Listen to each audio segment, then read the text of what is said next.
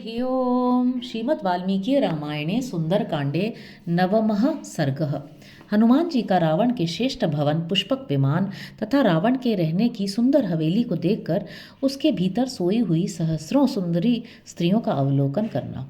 तस्यालय वरिष्ठस्य मध्ये विमलमायतं ददर्श भवन श्रेष्ठं हनुमान मारुतात्मजः अर्धयोजन विस्तीर्णमायतं योजनं महत् भवनं राक्षसेन्द्रस्य बहुप्रासाद संकुलम। लंकावर्ती सर्वश्रेष्ठ महान ग्रह के मध्य भाग में पवन पुत्र हनुमान जी ने देखा एक उत्तम भवन शोभा पा रहा है।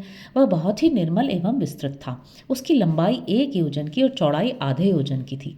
राक्षस राज रावण का वह विशाल भवन बहुत सी अट्टालिकाओं से व्याप्त था। मार्गमाणस्तु वैदेहीं सीतामाय तलोचनां सर्वतः परिचक्राम हनुमान रिसूदनः। विशाल लोचना विदेह नंदिनी सीता की खोज करते हुए शत्रुसूदन हनुमान जी उस भवन में सब और चक्कर लगाते फिरे। उत्तमं राक्षसावासम हनुमान वयलोकयन आससादाथ लक्ष्मीवान राक्षसेंद्र निवेशनम। बल वैभव से संपन्न हनुमान राक्षसों के उस उत्तम आवास का अवलोकन करते हुए एक ऐसे सुंदर ग्रह में जा पहुंचे जो राक्षस राज रावण का निजी निवास स्थान था। चतुर्विषाणैर्द्विहृदैस्त्रिविषाणैस्तथैस्तेव च परिक्षिप्तं संबाधं रक्ष्यमाणमुदायुधैः। 4 दांत और 3 दांतों वाले हाथी इस विस्तृत भवन को चारों ओर से घेर कर खड़े थे और हाथों में हथियार लिए बहुत से राक्षस उसकी रक्षा करते थे। राक्षसीभिश्च पत्नीभिः रावणस्य निवेशनम् आह्य ताभिश्च विक्रम्य राजकन्याभिरावृतम्। रावण का वह महल उसकी राक्षस जातीय पत्नियों तथा पराक्रम पूर्वक हर कर लाई हुई राजकन्याओं से भरा हुआ था। तन्न क्रम कराकीर्णम तिमिंगिल छशाकुलम वायुवेग समाधूतम पन्न गैरिव सागरम। इस प्रकार नर नारियों से भरा हुआ वह कोलाहल पूर्ण भवन नाके और मगरों से व्याप्त, तिमिंगलों और मत्स्यों से पूर्ण, वायुवेग से विक्षुब्ध तथा सर्पों से आवृत महासागर के समान प्रतीत होता था। या हि वैश्रवणे लक्ष्मीर्या चंद्रे हरिवाहने सा रावण गृहे रम्या नित्यमेवानपायनी। जो लक्ष्मी कुबेर चंद्रमा और इंद्र के यहाँ निवास करती है वे ही और भी सुरम्य रूप से रावण के घर में नित्य ही निश्चल होकर रहती थी। या च राज्ञ कुबेरस्य यमस्य वरुणस्य च तादृशी तद्विशिष्टा वा वृद्धि रक्षो गृहेष्विह। जो समृद्धि महाराज कुबेर यम और वरुण के यहाँ दृष्टिगोचर होती है वही अथवा उससे भी बढ़कर राक्षसों के घरों में देखी जाती थी। तस्य हर्मस्य मध्यस्थ वेश्म चान्यत् सुनिर्मितं बहुनिर्यूह संयुक्तं ददर्श पवनात्मजः। उस 1 योजन लंबे और आधे योजन चौड़े महल के मध्य भाग में एक दूसरा भवन पुष्पक विमान था जिसका निर्माण बड़ी सुंदर ढंग से किया गया था। वह भवन बहुसंख्यक मत वाले हाथियों से युक्त था। पवन कुमार हनुमान जी ने फिर उसे देखा। ब्रह्मणोर्थे कृतं दिव्यम दिवि यत् विश्वकर्मणा विमानम पुष्पकम नाम सर्वरत्न विभूषितम। वह सब प्रकार के रत्नों से विभूषित पुष्पक नामक दिव्य विमान स्वर्गलोक में विश्वकर्मा ने ब्रह्मा जी के लिए बनाया था। परेण तपसा लेभे यत् कुबेर पितामहात् कुबेर मोजसा जित्वा लेभे तद्राक्षसेश्वरः। कुबेर ने बड़ी भारी तपस्या करके उसे ब्रह्मा जी से प्राप्त किया और फिर कुबेर को बलपूर्वक परास्त करके राक्षस राज रावण ने उसे अपने हाथों में कर लिया। ईहा मृग समायुक्तैः कार्तस्वर हिरण्यमयः सुकृतैराचितं संभय प्रदीप्तमिव च श्रिया।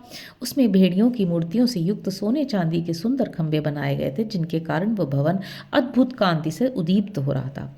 मेरुमंदर संकाशैरुल्लिखाद्भिर्रिवाम्बरं कूटागारैः शुभागारैः सर्वतः समलंकृतम्। उसमें सुमेरु और मंदराचल के समान ऊंचे अनेकानेक गुप्त ग्रह और मंगल भवन बने थे जो अपनी ऊंचाई से आकाश में रेखा से खींचते हुए जान पड़ते थे। उनके द्वारा वह विमान सब ओर से सुशोभित होता था। ज्वलनार्क प्रतीकाशय सुकृतम विश्वकर्मणा हेम सोपान युक्तं च चारु प्रवर वेदिकम। उनका बड़ा प्रकाश अग्नि और सूर्य के समान था। विश्वकर्मा ने बड़ी कारीगरी से उसका निर्माण किया था। उसमें सोने की सीढ़ियां और अत्यंत मनोहर उत्तम वेदियां बनाई गई थीं। जालवातायनैर्युक्तं काञ्चनैः स्फाटिकैरपि इंद्रनीलमहानीलमणिप्रवरवेदिकं। सोने और स्फटिक के झरोखे और खिड़कियां लगाई गई थीं। इंद्रनील और महानील मणियों की श्रेष्ठतम वेदियां रची गई थीं। विद्रुमेण विचित्रेण मणिभिश्च महाधनैः निस्तुलाभिश्च मुक्ताभिस्तलेनाभिविराजितम्। उसकी फर्श विचित्र मूंगे बहुमूल्य मणियों तथा अनुपम गोल गोल मोतियों से जड़ी गई थी, जिससे उस विमान की बड़ी शोभा हो रही थी। चंदनेन च रक्तेन तपनीय निभेन च सुपुण्यगंधिना युक्तम आदित्य तरुणोपमम्। सुवर्ण के समान लाल रंग के सुगंध युक्त चंदन से संयुक्त होने के कारण वह बाल सूर्य के समान जान पड़ता था। कूटागारैर्वराकारैर्विविधैः समलंकृतं विमानं पुष्पकं दिव्यमारुरोह महाकपिः। तत्रस्थः सर्वतो गन्धं पानभक्ष्यान्न संभवं दिव्यं सम्मूर्छितं जिघ्रं रूपवन्तमिवानिलम्। महाकपि हनुमान जी उस दिव्य पुष्पक विमान पर चढ़ गए जो नाना प्रकार के सुंदर कूटागारों अट्टालिकाओं से अलंकृत था। वहां बैठकर वे सब ओर फैली हुई नाना प्रकार के पेय, भक्ष्य और अन्न की दिव्य गंध सूंघने लगे। वह गंध मूर्तिमान पवन सी प्रतीत होती थी। सगंधस्तम महासत्वम बंधुर्बंधुमिवोत्तमम इत एहित्युवाचेव तत्र यत्र स रावणः। जैसे कोई बंधु बांधव अपने उत्तम बंधु को अपने पास बुलाता है, उसी प्रकार वह सुगंध उन महाबली हनुमान जी को मानो ये कहकर कि इधर चले आओ, जहाँ रावण था वहाँ बुला रही थी। ततस्तां प्रस्थितशालां ददर्श महतीं शिवां रावणस्य महाकांतां कांतामिव वरस्त्रियं। तदनंतर हनुमान जी उस ओर प्रस्थित हुए। आगे बढ़ने पर उन्होंने एक बहुत बड़ी हवेली देखी जो बहुत ही सुंदर और सुखद थी। वह हवेली रावण को बहुत ही प्रिय थी, ठीक वैसे ही जैसे पति को कांतिमयी सुंदरी पत्नी अधिक प्रिय होती है। मणिसोपान विकृतां हेमजाल विराजतां स्फाटिकैरावृततलां दन्तान्तरि तरुपिकां मुक्ता वज्र प्रवालैश्च रूप्य चामीकरैरपि। उसमें मणियों की सीढ़ियाँ बनी थीं और सोने की खिड़कियाँ उसकी शोभा बढ़ाती थीं। उसके फर्श स्फटिक मणि से बनाए गए थे, जहाँ बीच बीच में हाथी के दांत के द्वारा विभिन्न प्रकार की आकृतियाँ बनी हुई थीं। मोती, हीरे, मूंगे, चांदी और सोने के द्वारा भी उसमें अनेक प्रकार के आकार अंकित किए गए थे। विभूषितां मणिस्तंभैः सुबह हुस्तंभभूषितां समैर्जुभिरुच्चैः समन्तात् सुविभूषितैः। मणियों के बने हुए बहुत से खंभे जो समान सीधे बहुत ही ऊंचे और सब ओर से विभूषित थे, आभूषण की भांति उस हवेली की शोभा बढ़ा रहे थे। स्तंभैः पक्षैरिवात्युच्चैर्दिवं सम्प्रस्थितामिव महत्या कुतयास्तीर्णां पृथिवीलक्षण्याङ्क्या। अपने अत्यंत ऊंचे स्तंभ रूपी पंखों से मानो वह आकाश को उड़ती हुई सी जान पड़ती थी। उसके भीतर पृथ्वी के वन पर्वत आदि चिन्हों से अंकित एक बहुत बड़ा कालीन बिछा हुआ था। पृथिवीमिव विस्तीर्णां सराष्ट्रगृहशालिनीं नादितां मत्तविहगैर्दिव्यगन्धाधिवासितां। राष्ट्र और ग्रह आदि के चित्रों से सुशोभित वह शाला पृथ्वी के समान विस्तीर्ण जान पड़ती थी। वहाँ मत वाले विहंगमों के कलरव गूंजते रहते थे तथा वह दिव्य सुगंध से सुवासित थी। परख्यास्तरणोपेतां रक्षोधिप निषेवितां धूम्राम गुरुधूपेन विमलां हंस पांडुराम। उस हवेली में बहुमूल्य बिछौने बिछे हुए थे तथा स्वयं राक्षस राज रावण उसमें निवास करता था। वह अगुरु नामक धूप के धुएं से धूमिल दिखाई देती थी, किंतु वास्तव में हंस के समान श्वेत एवं निर्मल थी। पत्र पुष्पोपहारेण कलमा शीमिव सुप्रभां मनसो मोद जननीं वर्ण्यस्यापि प्रसादिनीं। पत्र पुष्प के उपहार से वह शाला चितकबरी सी जान पड़ती थी, अथवा वशिष्ठ मुनि की शबला गौ की भांति संपूर्ण कामनाओं की देने वाली थी। उसकी कांति बड़ी ही सुंदर थी। वह मन को आनंद देने वाली तथा शोभा को भी सुशोभित करने वाली थी। तां शोकनाशिनीं दिव्यां श्रियसञ्जननीमव इन्द्रियाणीन्द्रियार्थैस्तु पञ्चभिरुत्तमैः तर्पयामास महादेव तदा रावणपालिता। वह दिव्यशाला शोक का नाश करने वाली तथा संपत्ति की जननी सी जान पड़ती थी। हनुमान जी ने उसे देखा। उस रावण पालित शाला ने उस समय माता की भांति शब्द, स्पर्श आदि 5 विषयों से हनुमान जी की श्रोत्र आदि 5 इंद्रियों को तृप्त कर दिया। स्वर्गोऽयं देवलोकोऽयमिन्द्रस्यापि पुरी भवेत् सिद्धिर्वेयं पराहि स्या आदित्यमन्यत मारुति। उसे देखकर हनुमान जी यह तर्क वितर्क करने लगे कि संभव है यही स्वर्गलोक या देवलोक हो, ये इंद्र की पुरी भी हो सकती है, अथवा यह परम सिद्धि ब्रह्मलोक की प्राप्ति है।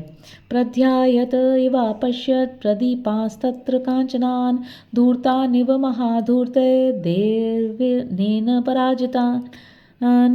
हनुमान जी ने उस शाला में सुवर्णमय दीपकों को एक तार चलते देखा, मानो वे ध्यान मग्न हो रहे हों।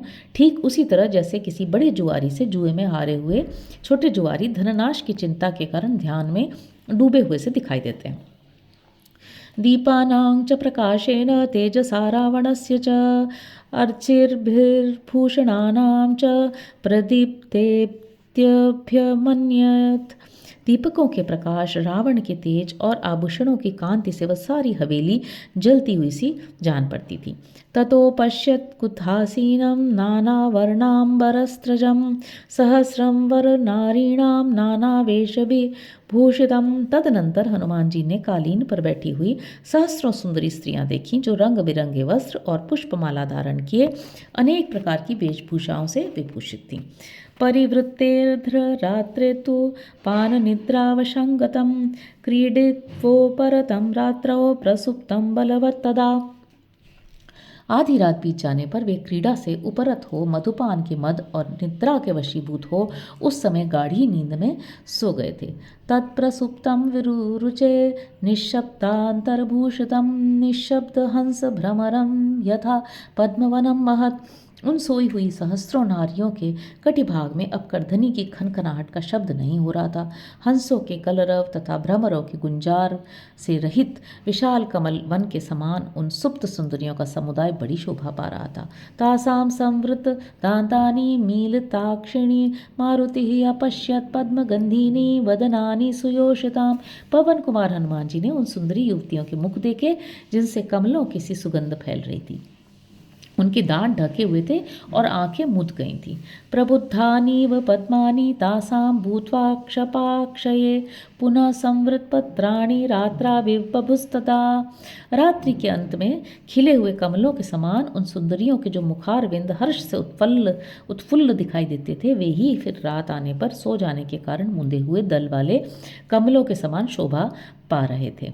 इमानी मुख पद्मानी नियतं मत षट्पदाः अम्बुजानीव फुल्लानि प्रार्थयन्ति पुनः पुनः इति वाम्यत श्रीमान् उपपत्या महाकपिः मेने हि गुणस्तस्तानि समानि सलिलोद्भवैः।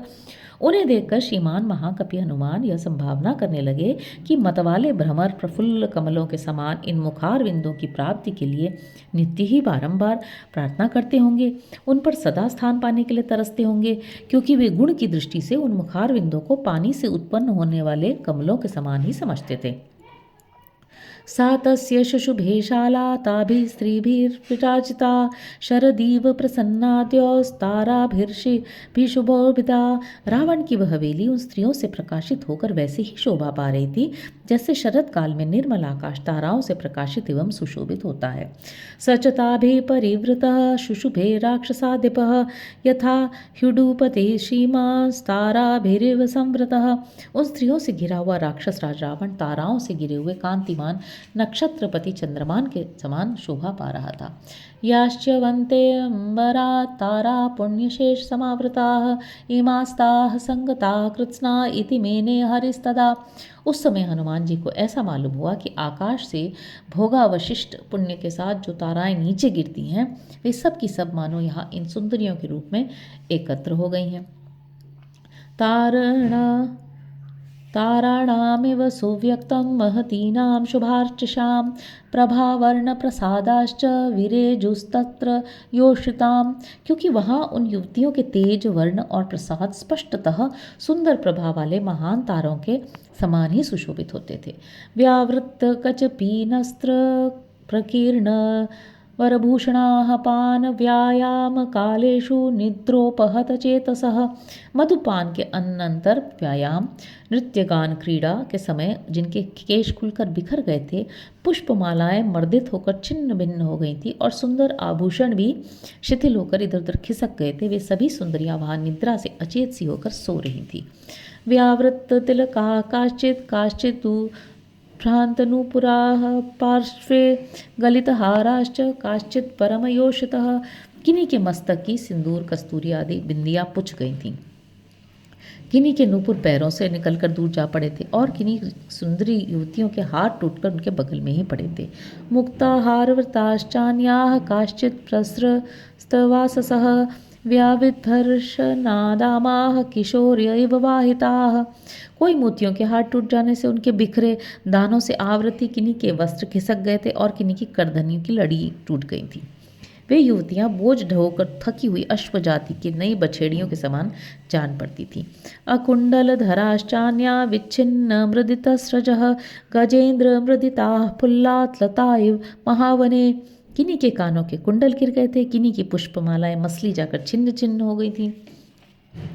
इससे वे महान वन में गजराज द्वारा दली मली गई फूली लताओं के समान प्रतीत होती थी। चंद्राशु किरणाभाश्च हारा कांसाचि तुत्कताः हंसा इव बभू सुप्ताः स्तनमध्येषु योषिताम्।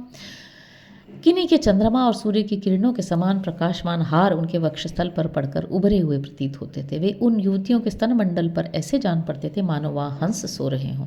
अपरासां च वैदूर्याः कादम्बा इव पक्षिणः हेमसूत्राणि चान्यासां चक्रवाका इवाभवन्। दूसरी स्त्रियों के स्तनों पर नीलम के हार पड़े थे जो कादम्ब जलकाक नामक पक्षी के समान शोभा पाते थे, और अन्य स्त्रियों के उरोजों पर जो सोने के हार थे वे चक्रवाक पुरखाप नामक पक्षियों के समान जान पड़ते थे। हंसकारण्डवोपेताश्चक्रवाकोपशोभिताः आपगा इव तारेजुर्जघनैः पुलिनैरिव। इस प्रकार वे हंस, कारंडव तथा चक्रवाकों से सुशोभित नदियों के समान शोभा पाती थीं। उनके जघन प्रदेश उन नदियों के तटों के समान जान पड़ते थे। किंकिणी जाल संकाष्ता संकाशास्ता हेम विपुलाम्बुजाः भावग्राहाय शस्तिराः सुप्ता नद्य इवा बभू। वे सोई हुई सुंदरियां वहाँ सरिताओं के समान सुशोभित होती थी। किंकिणियाँ घुंघरुओं के समूह उनमें मुकुल के समान प्रतीत होते थे। सोने के विभिन्न आभूषण ही वहाँ बहुसंख्यक स्वर्ण कमलों की शोभा धारण करते थे। भाव ही मनोग्राह थे और यश ही तट के समान जान पड़ते थे। मृदुष्वंगेषु कांसाचित् कुचाग्रेषु च संस्थिताः बभूवुर्भूषणानीव शुभाभूषणराजयः। किन्हीं सुंदरियों के कोमल अंगों में तथा कुचों के अग्रभाग पर उभरी हुई आभूषणों की सुंदर रेखाएं नए गहनों के समान ही शोभा पाती थीं। अंशुकांताश्च कांसाचिन् मुखमारुत कंपिताः ऊपर्युपरि वक्त्राणां व्याधूयन्ते पुनः पुनः। किन्हीं के मुख पर पड़े हुए उनकी झीनी साड़ी के अंचल उनकी नासिका से निकली हुई सांस से कंपित हो बारंबार हिल रहे थे। ताः पताका इवोद्धूताः पत्नीनां रुचिरप्रभाः नानावर्ण सुवर्णानां वक्त्रमूलेषु रेजिरे। नाना प्रकार के सुंदर रूप रंग वाली उन रावण पत्नियों के मुखों पर हिलते हुए वे अंचल सुंदर कांति वाली फहराती हुई पताकाओं के समान शोभा पा रहे थे। ववल्गुश्चात्र कांसाचित् कुंडलानि शुभार्चिषां मुखमारुत संकंपैर्मंदं मंदं च योषिताम्। वहाँ किन्हीं किन्हीं सुंदर कांतिमती कामिनियों के कानों के कुंडल उनके निश्वास जनित कंपन से धीरे धीरे हिल रहे थे। शर्करास व गंधस प्रकृत्या सुरभि सुखा तासां वदन निश्वासः सिषेवे रावणं तदा। उन सुंदरियों के मुख से निकले हुए स्वभाव से सुगंधित श्वासवायु शर्करा निर्मित आसव की मनोहर गंध से युक्त हो और भी सुंदर बनकर उस समय रावण की सेवा करती थी। रावणान शंकाश्च काश्चिद रावणयोषितः मुखानि च सपत्नीनाम् उपाजिघ्रन पुनः पुनः। रावण की कितनी ही तरुण पत्नियां रावण का ही मुख समझकर बारंबार अपनी सौतों के ही मुखों को सूंघ रही थी। अत्यर्थम सक्त मनसो रावणो तावर स्त्रिय स्वतंत्रा सपत्नीनां प्रियमेवाचरंस्तदा। उन सुंदरियों का मन रावण में अत्यंत आसक्त था, इसलिए वे आसक्ति और मदिरा के मद से परवश हो उस समय रावण के मुख के भ्रम से अपनी सौतों का मुख सूंघ कर उनका प्रिय ही करती थी। बाहूनुपनिधायान्याः पारिहार्य विभूषितान् अंशुकानि च रम्याणि परप्रमदास्तत्र शिष्यरे। अन्य मदमत्त युवतियां अपनी वलय विभूषित भुजाओं का ही तकिया लगाकर तथा कोई कोई सिर के नीचे अपने सुरम्य वस्त्रों को ही रखकर वहां सो रही थीं। अन्या वक्षसि चान्यस्तस्याः काचित् पुनर्भुजम् अपरा त्वङ्कमन्यस्यास्तस्याश्चाप्यपरा कुचौ। एक स्त्री दूसरी की छाती पर सिर रखकर सोई थी, दूसरी स्त्री उसकी भी एक बाह को तकिया बनाकर सो गई थी। इसी तरह एक अन्य स्त्री दूसरी की गोद में सिर रखकर सोई थी, कोई दूसरी उसके भी कूंचों का ही तकिया लगाकर सो गई थी। ऊरु पार्श्व कटी पृष्ठ मन्योन्यस्य समाश्रिताः परस्पर निविष्टांग्यो मद स्नेह वशानुगाः। इस तरह रावण विषयक स्नेह और मदिरा जनित मद के वशीभूत हुई वे सुंदरियां एक दूसरे के ऊरु, पार्श्वभाग, कटि प्रदेश तथा पृष्ठभाग का सहारा ले आपस में अंगों से अंग मिलाए बेसुध पड़ी थी। अन्योन्यस्यांग संस्पर्शात् प्रीयमाणा सुमध्यमाः एकीकृत भुजा सर्वा सुषुपुस्तस्त्र योषितः। वे सुंदर कटि प्रदेश वाली समस्त युवतियां एक दूसरे के अंग स्पर्श को प्रियतम का स्पर्श मानकर उससे मन ही मन आनंद का अनुभव करती हुई परस्पर बाह से बाह मिलाए सो रही थी। अन्योन्य भुज सूत्रेण स्त्रीमाला ग्रथिता ही सा मालेव ग्रथिता सूत्रे शुशुभे मत षटपदा। एक दूसरे के बाहु रूपी सूत्र में गुथी हुई काले काले केशों वाली स्त्रियों की वह माला सूत में पिरोई हुई मत वाले भ्रमरों से युक्त पुष्पमाला की भांति शोभा पा रही थी। लतानां माधवे मासी फुल्लानां वायुसेवनात् अन्योन्यमाला ग्रथितं ससक्त कुसुमोच्चयं प्रतिवेष्टित सुस्कन्धमन्योन्यभ्रमराकुलम् आसीद वनमिवोद्भूतं श्रीवनं रावणस्य तत्। माधव मास वसंत में मलयानिल के सेवन से जैसी खिली हुई लताओं का वन कंपित होता रहता है, उसी प्रकार रावण की स्त्रियों का वह समुदाय निश्वास वायु के चलने से अंचलों के हिलने के कारण कंपित होता सा जान पड़ता था। जैसे लताएं परस्पर मिलकर माला की भांति आबद्ध हो जाती हैं, उसकी सुंदर शिखाएं परस्पर लिपट जाती हैं, इसीलिए उनके पुष्प समूह भी आपस में मिले हुए से प्रतीत होते हैं और उन पर बैठे हुए भ्रमर भी परस्पर मिल जाते हैं। उसी प्रकार वे सुंदरियां एक दूसरे से मिलकर माला की भांति गुथ गई थीं। उनकी भुजाएं और कंधे परस्पर सटे हुए थे, उनकी वेड़ी में गुथे हुए फूल भी आपस में मिल गए थे तथा उन सब के केश कलाप भी एक दूसरे से जुड़ गए थे। उचितेष्वपि सुव्यक्तं न तासां योषितां तदा विवेक शक्य आधातुं भूषणांगाबरस्रजाम। यद्यपि उन युवतियों के वस्त्र, अंग, आभूषण और हार उचित स्थानों पर ही प्रतिष्ठित थे, ये बात स्पष्ट दिखाई दे रही थी, तथापि उन सबके परस्पर गुथ जाने के कारण यह विवेक होना असंभव हो गया था कि कौन वस्त्र, आभूषण, अंग अथवा हार किसके हैं। रावणे सुख संविष्टे ताः स्त्रियो विविध प्रभाः ज्वलंत कांचना दीपा प्रेक्षंतो निमिषा इव। रावण के सुखपूर्वक सो जाने पर वहां जलते हुए सुवर्णमय प्रदीप उन एक प्रकार की कांति वाली कामिनियों को मानो एक टक दृष्टि से देख रहे थे। राजर्षि विप्र दैत्यानां गंधर्वाणां च योषितः रक्षसां चाभवन कन्यास्तस्य कामवशं गताः। राजर्षियों, ब्रह्मर्षियों, दैत्यों, गंधर्वों और राक्षसों की कन्या काम के वशीभूत होकर रावण की पत्नियां बन गई थीं। युद्ध कामेन ताः सर्वा रावणेन हृता स्त्रियः समदा मदनेनैव मोहिताः काश्चिदगताः। उन सब स्त्रियों का रावण ने युद्ध की इच्छा से अपहरण किया था और कुछ मदमत्त रवणियां कामदेव से मोहित होकर स्वयं ही उसकी सेवा में उपस्थित हो गई थीं।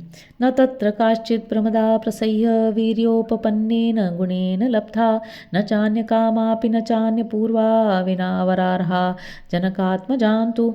वहाँ ऐसी कोई स्त्रियां नहीं थीं जिन्हें बल पराक्रम से संपन्न होने पर भी रावण उनकी इच्छा के विरुद्ध बलात् हर लाया हो। वे सब की सब उसे अपने अलौकिक गुण से ही उपलब्ध हुई थी। जो श्रेष्ठतम पुरुषोत्तम श्री रामचंद्र जी के ही योग्य थी, उन जनक किशोरी सीता को छोड़कर दूसरी ऐसी कोई स्त्री वहाँ नहीं थी जो रावण के सिवा किसी दूसरे की इच्छा रखने वाली अथवा जिसका पहले कोई दूसरा पति रहा हो।